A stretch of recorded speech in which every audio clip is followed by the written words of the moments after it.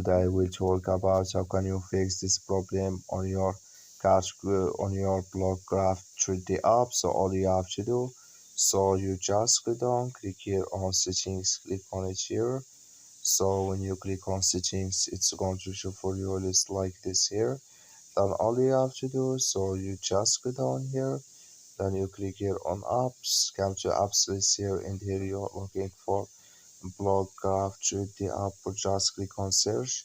Then here add blog graph 3D, it's going to show for you, click on it here.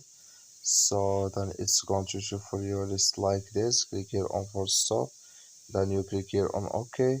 Then you go down, just click here on storage, come to storage list here, just click on clear cache. Then all you have to do, so you just go to your Play Store, you click on here on Play Store here. So then you search here for Blockgraph 3D, it's going to show for you like this. You will find here a page, click on it, and it's going to work with you. That's all you have to do. Thank you for watching. Don't forget to support us by like and subscribe.